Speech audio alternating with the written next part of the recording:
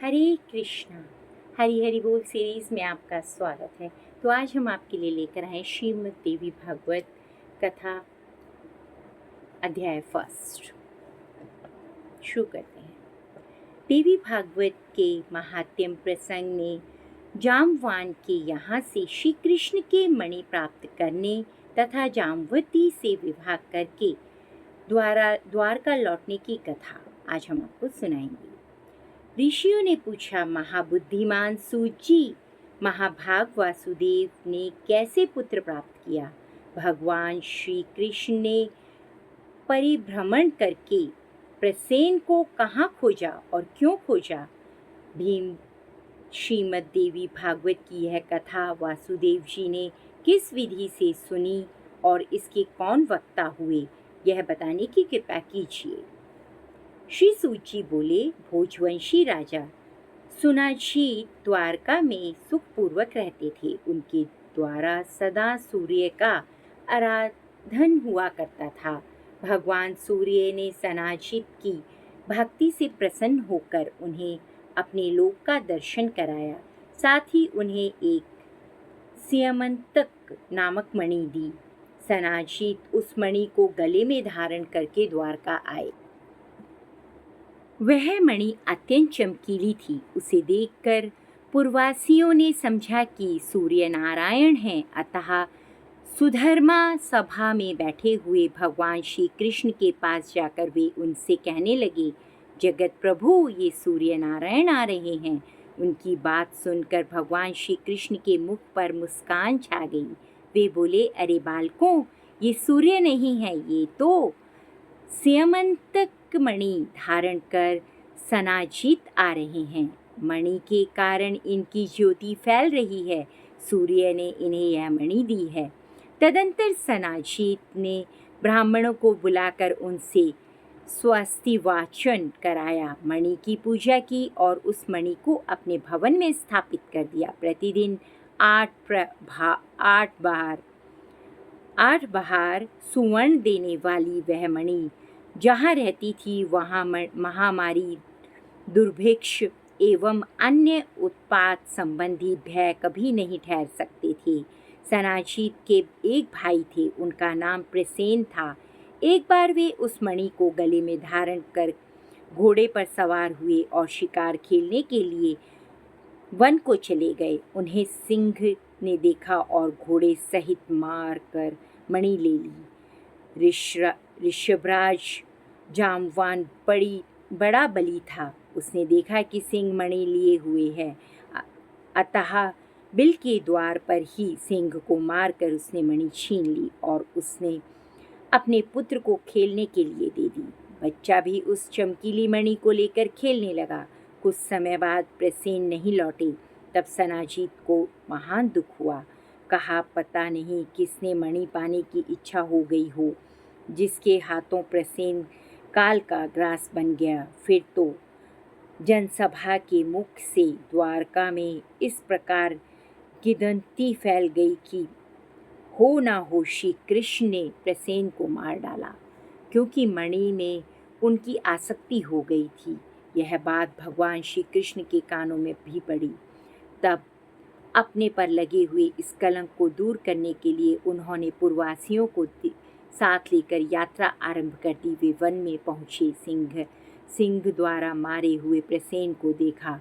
रक्त से चिन्हित मार्ग को पकड़कर सिंह को खोजते हुए वे आगे बढ़े। एक बिल के द्वार पर मरा हुआ सिंह दिखाई पड़ा। तब कृपा परवश हो वे पूर्ववासियों से कहने लगे, तुम लोग मेरे लौटने तक यहीं रहना। मणि लेने वाले का पता लगाने के लिए मैं इस बिल के अंदर जा रहा हूँ। बहुत अच्छा कहकर पूर्ववासी वहीं ठहर गए। भगवान श्री कृष्ण बिल के भीतर वहाँ गए जहाँ जाम्बवान का स्थान था। देखा, ऋषभराज का बालक मणि हाथ में लिए हुए था। उन्होंने मणि छीन ली। चेष्टा की। इतने में ध्यान से भयंकर शब्दों की गर्जना होने लगी। आरंभ कर दिया। धाय की चिल्लाहट सुनकर तुरंत वहाँ जामवन आ गया। उसका भगवान श्री कृष्ण के साथ युद्ध आरंभ हो गया। 7 दिन लगातार लड़ाई होती रही। दोनों में 27 दिनों तक घोर संग्राम चला। उधर द्वारकावासी भगवान श्री कृष्ण की प्रतीक्षा में बिल के द्वार पर रुके थे। बाहर 12 दिनों तक उन्होंने प्रतीक्षा की। तत्पश्चात डर कर वे अपने अपने घर लौट गए। पहुंचने पर आरंभ से अंत तक सारा समाचार कह सुनाया। सुनकर सबको महान कष्ट हुआ। अब वे सनाजीत की निंदा करने लगे। अपने पुत्र की यह कष्ट कहानी महाभाग वासुदेव के कानों में भी पड़ी। परिवार सहित वे शोक सागर में डूबने लगे। अतः मेरा कल्याण कैसे होगा, इस प्रकार की अनेक चिंताएं उनके मन में उठने लगीं। इतने में देवर्षि नारद जी ब्रह्मालोक से वहां पधारे। वासुदेव जी खड़े हो गए, मुनियों को प्रणाम किया, उनकी यथोचित पूजा की। नारद जी ने बुद्धिमान वासुदेव जी से कुशल समाचार पूछा। फिर कहा, आप चिंतित क्यों हैं? क्या कारण है, बतलाइए। वासुदेव जी ने कहा, मेरा प्रिय पुत्र श्री कृष्ण प्रसेन को खोजने के लिए पूर्ववासियों के साथ वन में गया था। मरे हुए प्रसेन पर उसकी दृष्टि पड़ी। बिल के द्वार पर देखा कि प्रसेन को मारने वाला सिंह भी मरा पड़ा है, तो पूर्ववासियों को द्वार पर ही ठहरा कर वह स्वयं अंदर घुस गया। मुने बहुत दिन भी व्यतीत हो गए हैं, अब तक मेरा वह प्राण प्रिय पुत्र नहीं लौटा। इसी से मैं चिंतित हूँ। कोई ऐसा उपाय बताने की कृपा कीजिए जिससे मेरा लड़का शीघ्र घर वापस आ जाए। नारद जी बोले, यदुश्रेष्ठ, तुम पुत्र प्राप्ति के लिए अंबिका देवी की आराधना करो। उनके आराधन से ही तुम्हारा शीघ्र कल्याण होगा। वासुदेव जी ने देवऋषि से वे अंबिका कौन हैं पूछा। उनकी क्या महिमा है, वे कैसे उनका पूजन होता है, भगवान यह बताने की कृपा कीजिए। नारद जी बोले, महाभाग, वासुदेव अंबिका देवी के संपूर्ण महात्म्य को विषाद रूप से कौन कह सकता है। मैं संक्षेप में कुछ कहता हूँ, सुनो। भगवती अंबिका नित्य वरूपिणी हैं। सच्चित और आनंद में उनका श्री विग्रह है। वे सर्वोपरि हैं। यह चराचर जगत की उनसे ओतप्रोत है। उनकी आराधना के प्रभाव से ही ब्रह्मा जी इस चराचर जगत की रचना करते हैं। मधु और कैटव जैसे भयभीत होने पर पितामहा ने देवी की स्तुति की और वे उस भय से मुक्त हुए। उन्हीं की कृपा से भगवान विष्णु इस जगत का संरक्षण करते हैं। भगवान रुद्र पर उनकी कृपा दृष्टि पड़ी, तभी संसार के संहार में वे सफल हो सके। वे ही संसार बंधन में हेतु हैं। मुक्त कर देना भी उन्हीं का काम है। वे देवी परमा विद्या स्वरूपिणी हैं। संपूर्ण शालियों पर भी उनका शासन रहता है। तुम नवरात्र विधि से उन भगवती जगदम्बिका का पूजन करके 9 दिनों तक श्री देवी भागवत पुराण सुनो और उस पुराण के श्रवण करने से शीघ्र ही तुम्हारा पुत्र लौट आएगा। इस पुराण के पढ़ने और सुनने वाले से भुक्ति मुक्ति दूर नहीं रह सकती। इस प्रकार मुनिवर नारद जी के कहने पर वासुदेव जी ने उनके चरणों में मस्तक झुकाया और अपार प्रसन्नता प्रकट करते हुए वे कहने लगे। वासुदेव जी बोले, भगवान, आपके कहने पर भगवती जगदम्बिका के कृपा प्रसाद से सिद्ध होने वाला पूर्व प्रसंग मुझे याद आ गया। उससे मैं कहता हूँ, सुनिए। पहले की बात है, आकाशवाणी से यह जानकर कि देवकी के 8वें गर्भ से कंस का निधन होगा, पापी कंस भय के कारण मुझे सभा में ही घेर लिया। अपनी स्त्री देवकी के साथ मुझे कारागार की हवा खानी पड़ी। जो ही बच्चे पैदा होते, दुरात्मा कंस उन्हें मार डालता। कंस के हाथों मेरे 6 बालकों की मृत्यु हो जाने पर देवकी के अंतःकरण में शोक का सागर उमड़ पड़ा। अब वह कल्याणी रात दिन चिंता में रहने लगी। तब मैंने मुनिवर गर्ग जी को बुलाकर उनके चरणों में मस्तक झुकाया, पूजा की, अनुन्य विनय किया, पुत्र और पुत्र की इच्छा प्रकट करते हुए देवकी की कष्ट कथा उन्हें कह सुनाई। मैंने कहा, भगवान आप करुणा के सागर हैं, यादवों के ने आपसे दीक्षा पाई है, मुने आप दीर्घजीवी पुत्र प्राप्त देने का साधन बतलाने की कृपा करें। तब दयानिधि गर्ग जी प्रसन्न होकर मुझसे कहने लगे। गर्ग जी बोले, महाभाग वासुदेव, दीर्घजीवी पुत्र प्राप्त होने का उपाय बताता हूँ, सुनो। भगवती दुर्गा भक्तों का दुख दूर करने वाली और कल्याण स्वरूपिणी है।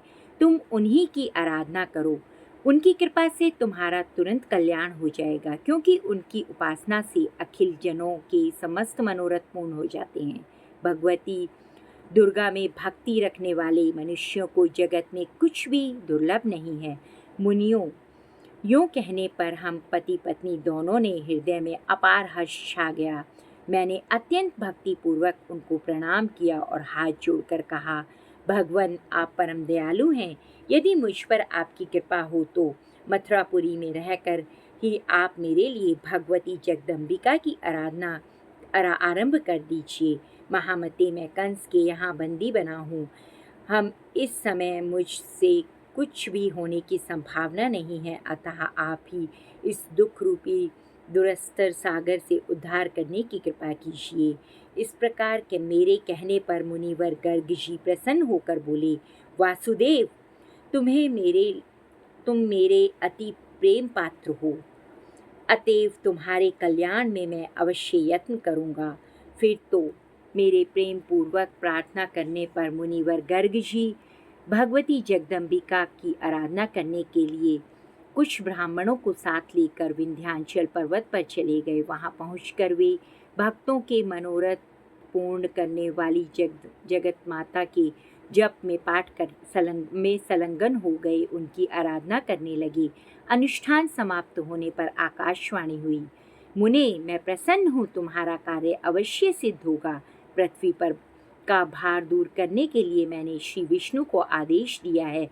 वासुदेव के यहाँ देवकी के गर्भ से वे अपना अंश अवतार ग्रहण करेंगे। उनके प्रकट होते ही वासुदेव जी कंस के डर से उन्हें लेकर गोकुल में नंद के घर जा पहुंचा देंगे। साथ ही यशोदा की कन्या को ले जाकर अपने यहाँ आए हुए कंस को देंगे और कंस उस कन्या को जमीन पर मार देगा। इतने में ही वह कन्या कंस के हाथ से छूट जाएगी, उसका अत्यंत मनोहर रूप हो जाएगा। मेरा ही अंश रूप विग्रह धारण करके वह विंध्याचल गिरी पर जाकर जगत के कल्याण में संलग्न हो जाएगी। इस प्रकार आकाशवाणी सुनकर गर्ग जी भगवती जगदम्बिका को प्रणाम किया। अत्यंत प्रसन्न होकर वे मथुरापुरी आए। मैंने उनके मुख से देवी का वरदान सुना। सुनते ही हम पति पत्नी दोनों को बड़ी प्रसन्नता हुई। मेरे हृदय में आनंद का समुद्र उमड़ पड़ा। तभी वे भगवती जगदम्बिका का उत्तम महात्म्य में जानता था।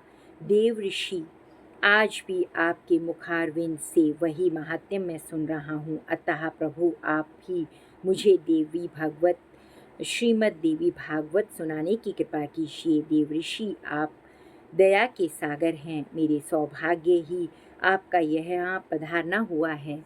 वासुदेव जी का कथन सुनकर नारद जी प्रसन्न हो गए। शुभ दिन और शुभ नक्षत्र में उन्होंने कथा आरंभ कर दी। कथा की निर्विघ्न समाप्ति के लिए अनेकों ब्राह्मण नवान जप करने लगे। कुछ ब्राह्मणों ने मार्कंडेय पुराणोक्त दुर्गा सप्तशती का पाठ प्रारंभ कर दिया। नारद जी ने प्रथम स्कंद से कथा आरंभ की। वासुदेव जी भक्तिपूर्वक सुनते रहे। 9वें दिन कथा प्रसंग समाप्त हुआ। महाभाग वासुदेव जी प्रसन्न होकर पुस्तक और कथावाचक की यथोचित पूजा की। उस समय भगवान श्री कृष्ण का जामवान के साथ बिल में युद्ध चल रहा था। पश्चात भगवान श्री कृष्ण के मुष्टि प्रहार से जामवान घायल हो गया। उसी की देह रक्त से सन गई। फिर जब चेत हुआ तब अपने भगवान श्री कृष्ण के चरणों में मस्तक झुकाया और अपार श्रद्धा प्रकट करता हुआ वह अप उनसे अपना अपराध क्षमा कराने लगा। उनसे कहा, भगवान, मैं आपको जान गया। आप श्री राघवेंद्र श्री राम हैं। आपके क्रोध से समुद्र शुद्ध हो उठा था, लंका चौपट हो गई और सपरिवार रावण का कालग्रास बन गया। भगवान वे ही आप अब श्री कृष्ण के रूप में पधारे हैं। मेरी उद्दंडता क्षमा करें प्रभु। मैं सब तरह से आपका सेवक हूँ। उचित आज्ञा देने की कृपा करें। जाम्बवान की बात सुनकर जगत प्रभु भगवान श्री कृष्ण ने कहा, ऋषराज, हम मणि के लिए यहाँ बिल में आए हैं। फिर तो ऋषराज जाम्बवन ने प्रीतिपूर्वक भगवान श्री कृष्ण की पूजा की, अपनी कन्या का जाम्बवती का उनके साथ विवाह कर दिया और मणि भी सौंप दी। तब श्री कृष्ण ने जाम्बवती को पत्नी रूप में स्वीकार करके मणि गले में धारण कर ली और जाम्बवान से विदा लेकर वे द्वारका के लिए प्रस्थित हो गए। उसी दिन देवी भागवत की कथा समाप्त हुई। उदार बुद्धि वासुदेव जी ने ब्राह्मणों को भोज कराकर उन्हें दक्षिणा से प्रसन्न किया। विप्रगण आशीर्वाद दे रहे थे। उसी समय भगवान श्री कृष्ण मणि धारण किए हुए पत्नी के साथ वहां आ गए। भार्या सहित श्री कृष्ण को वहां पधारे देखकर वासुदेव जी प्रभृति जितने लोग थे, सबके नेत्र आनंद के आंसुओं से डबडबा गए और हृदय में हर्ष की बाढ़ सी आ गई। तदंतर देवऋषि नारद भगवान श्री कृष्ण के आगमन से हर्षित हो श्री कृष्ण चंद्र और वासुदेव जी से आज्ञा लेकर ब्रह्म सभा को चल दिए। भगवान श्री हरि का जो यह चरित्र है, उसके प्रभाव से अपयश शांत हो जाता है। शुचित होकर निर्मल भक्ति के साथ जो इसे पढ़ता और सुनता है, वह पूर्ण सुखी हो जाता है। जगत में उसकी अभिलाषा अधूरी नहीं रह सकती और अंत में वह आवागमन से मुक्त हो जाता है। धन्यवाद। अगला अध्याय हम कल लेकर आएंगे आपके लिए। और कथा को ध्यानपूर्वक सुने, कथा को स्किप करके ना सुने, अन्यथा कथा समझ में नहीं आएगी। ये हमारे शास्त्र हैं, हमें पढ़ने बहुत ज़रूरी हैं। हमें पता होना चाहिए हमारे भगवान की कथाओं के बारे में, हमें सब कुछ पता होना चाहिए। धन्यवाद।